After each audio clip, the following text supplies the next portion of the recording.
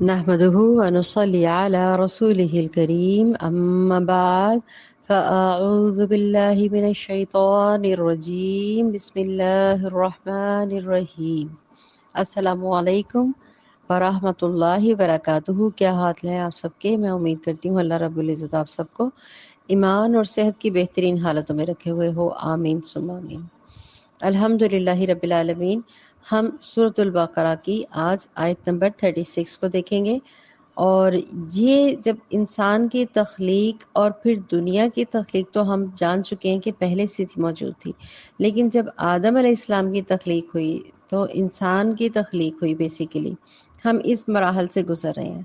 اب جیسے ہی ہمیں انٹروڈیوس کروایا گیا کہ دنیا میں کس طرح کے لوگ ہیں، کس طرح کا ٹائم گزارا گیا اور کس کس طرح سے ہمیں ایمان کے ساتھ تقویٰ پہ، پھر رسولوں پر ایمان، کتابوں پر ایمان، رسالت پر ایمان۔ اب جیسے کہ آگے آگے ہم بڑھتے چلے جا رہے ہیں، اب دیکھیں ساتھ ہی ساتھ فرشتوں اور ملائکہ کے اوپر ایمانیات کے ساتھ ساتھ اللہ تعالیٰ نے ہمیں انٹروڈکشن دے رہے ہیں انسانوں کا، انسان کے ساتھ ہونے والے تمام معاملات کا، کیا کرتا ہے، کس طرح سے کرتا ہے اور کس طرح سے اس طرح کی زندگی کا آغاز ہوا۔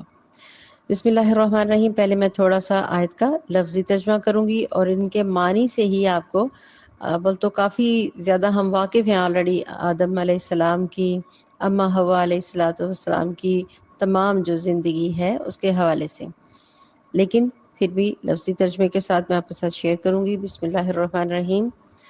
فَأَذَلَّهُمَا الشَّيْطَانُ، تو پھسلا دیا ہما ان دونوں کو، الشیطان شیطان نے، شیطان ابلیس جس کا ذکر ہم کل کافی ڈیٹیل سے پڑھ چکے ہیں، انہا اس میں سے، فاخرجہما چنانچہ اس نے، اخراج کہتے ہیں ایگزٹ کرنا، نکلوا دینا وہاں سے ان دونوں کو، پھر دوبارہ ذکر آ رہا ہے دونوں کا، مما اس میں سے، کانا وہ دونوں، یہ جمع کا صیغہ کنٹینیو چل رہا ہے، فی ہی جس میں وہ تھے، وَقُلْنَا اهْبِطُوا اور کہا ہم نے، اب اللہ تعالیٰ نے ان کو جب میسیج کیا، جب شیطان نے ان کو نکلوا لیا تو اللہ تعالیٰ پھر ان کو کیا کہہ رہے ہیں، وَقُلْنَا اهْبِطُوا تم سب اتر جاؤ۔ ادھر جو اہبتو ہے اس کو ہلکا نہ لیں، اس کی ڈیٹیلز ہم آگے سے بیان کریں گے۔ بعضکم بعض تمہارے، لبعض تمہارے بعضوں میں سے، عدو عدو دشمن ہے، وَلَکُمْ فِی الْأَرْضِ تمہارے لیے زمین میں، مستقر ٹھہرنا ہے، مستقر ٹھہرنا، اقرار دیا گیا ہے، رکنا، متاعن فائدہ اٹھانا ہے۔ دیکھیں ایک آیت ہے اس میں کتنی گہری گہری باتیں ہیں۔ الہین ایک وقت مقررہ کے لیے ادھر سے فائدہ اٹھانا ہے۔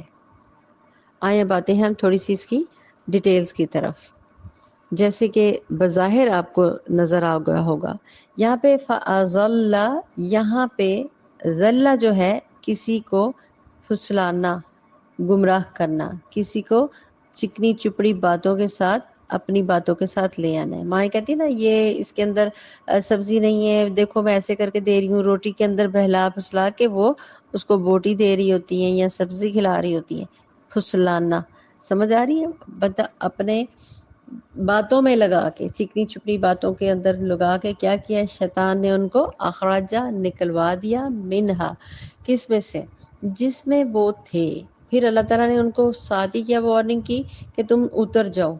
یہاں قلنا اہبطوا کو سمجھنا ہے، اٹ مینس کہ جو کل ہم نے آیت پڑھی تھی وہاں سے ہمیں آدھا سمجھ آئی بات کہ وہ جنت کے آسمانوں کے کسی پورشن میں تھے، جنت الفردوس میں نہیں، یہ میں نے کل کلیئر کر دیا تھا، لیکن وہ آسمانوں میں سے ہی کہیں پہ تھے نا، جو اللہ تعالیٰ نے فرمایا کہ اہبطوا کہ تم سب کے سب نیچے اتر جاؤ۔ دیکھیں کنٹینیو خالی اما ہوا کو نہیں، اور بھی کافی چیزوں کو کہا جا رہا ہے یہاں پہ، یہی بات یاد رکھیے گا.